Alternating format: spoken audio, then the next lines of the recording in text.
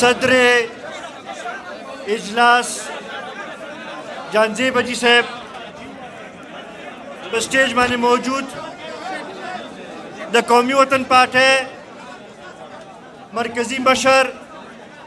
ستاسو زموږ ټولو ملي رهبر جناب آفتاب احمد خان شیرپاو صاحب په سټیج باندې موجود د قومي وطن پارټۍ د صوبې عہدیداران د ضلع چارسدي چیرمین او د هغوی ټوله کابینه د پی کې 56 پی کې 57 پی کې 58 پی کې 59 او د پی کې 60 مشران راغلي دلته کې او ما ته مخامخ ناست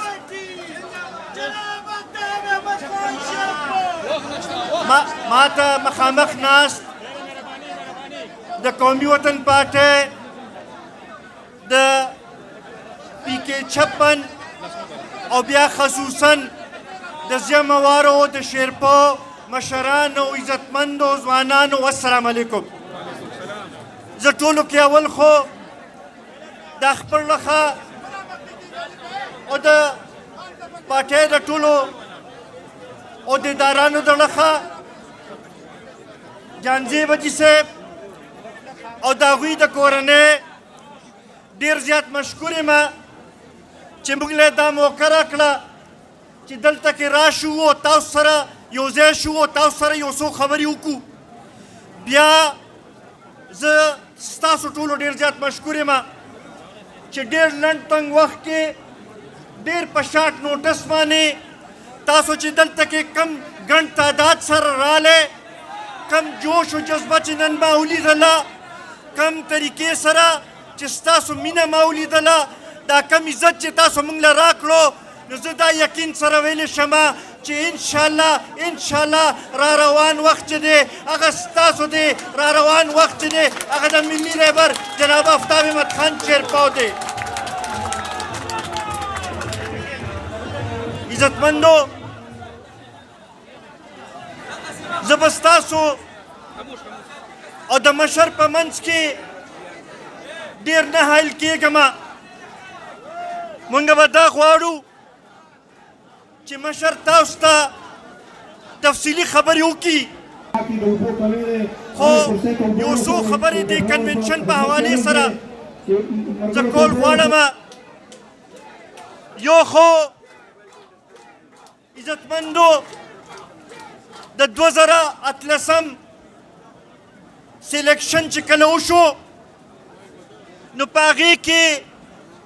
یو طرف ته خو ټولو پښتنو سره زیاتی وشو خو بیا خصوصا زه به دا ووایم چې د قومي وطن پارټۍ سره ډېر لوی زیاتی شوی قومي وطن پارټي که هغه د ملي رهبر آفتاب احمد خان شیرپاو په شکل کې او که هغه د شهید وطن حیات محمد خان شیرپاو په شکل کې وه نو همیشه نه د پښتنو نمایندګي یې کړې وه د پښتنو د حق لپاره یې اواز اوچت کړی او د پښتنو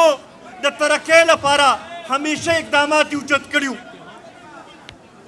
2018 کله چې تجربه وشوه او سلیکټډ حکمرانان رالل نو د هغې نتیجه نن تاسو مخامخ ده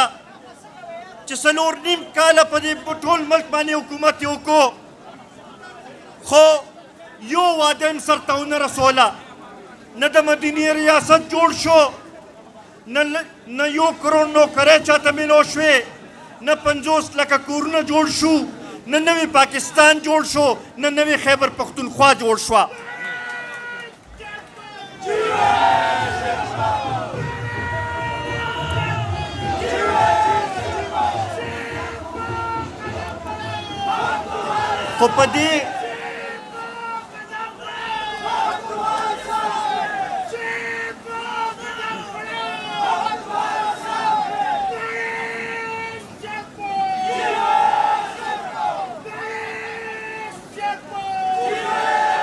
خو په دې خو په دې څلور نیم کاله کې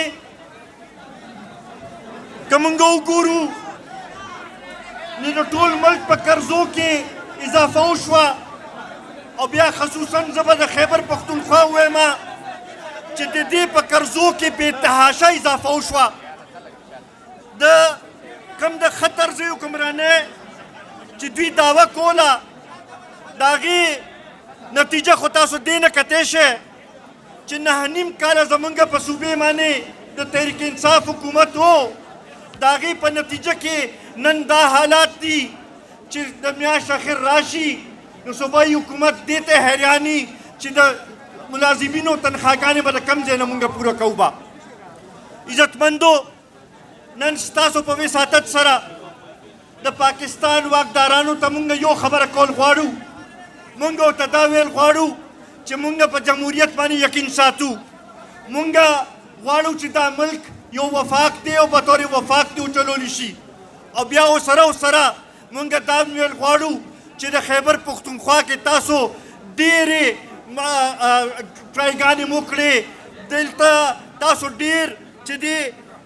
تجربې مو کړې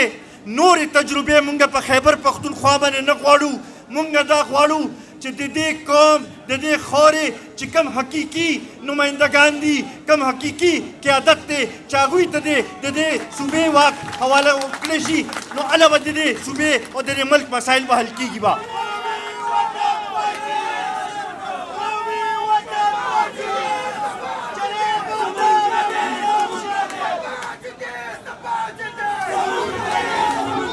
نظارت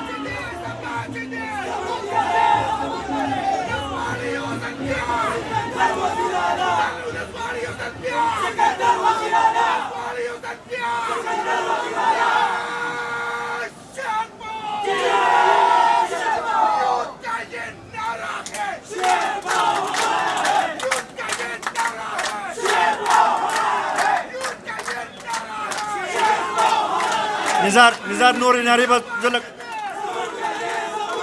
نظار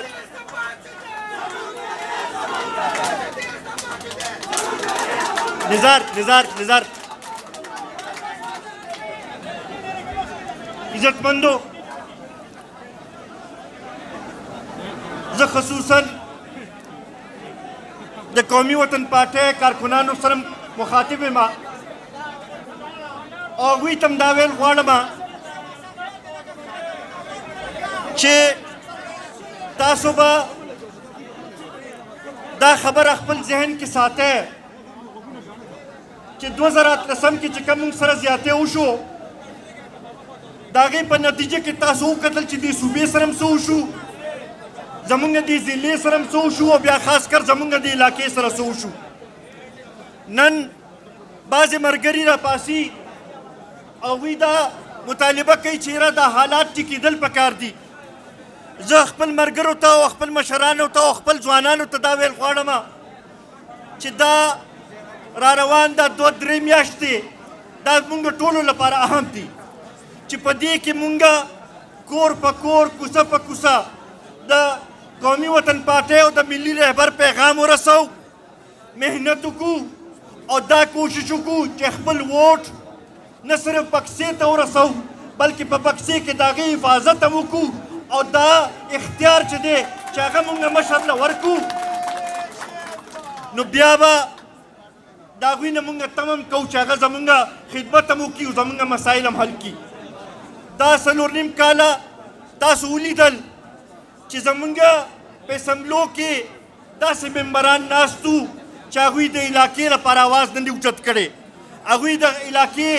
له څه منصوبې نه دي راوړلې هغوی د علاقې هغه لحاظ سره خدمت نه دی کړی نن د قومي وطن پارټۍ ټول کارکنانو ته زه وایم چې دا 4.5 کاله به تاسو یاد ساتئ دا 3.5 میاشتې چې دي دا به مونږ محنت کوو به دا به کور په کور کوڅه په کوڅه ګرځو دا خپل پولینګ سټیشن ذمهواري به مخلو دا خپل یونین کونسل ذمهواري به مخلو او بیا به د هغې نه پسته راپاسو به او چې د علاقې نه بهر هم کوم ځای کې زمونږ وس رسي نو کوشش به کوو چې مونږ د مشر لاس مضبوط کړو مونږ هغه له طاقت ورکړو نو بیا تاسو ته پته ده چې هغه چې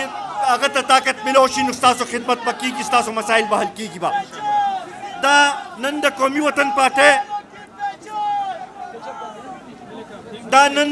وطن پارټۍ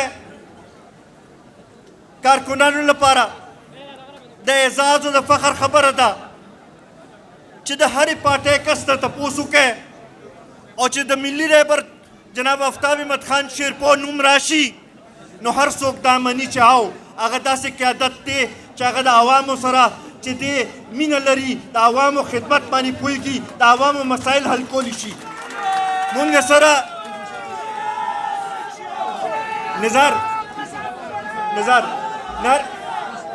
دا یو څو منټه لږ صبر وکړئ اوس دا ټایم دی چې دې کې مونږ کار وکړو دلته کې ناست هر یو کارکن چې دی هر یو مشر چې دی نن به ما سره یو واده کوی نن به ما ته دا یو عهد ما سره کوی چې نن نه به مونږ راپاسو به کور په کور به د ملي رهبر پیغام رسو به کور په کور به د قومي وطن پارټۍ پیغام به رسو به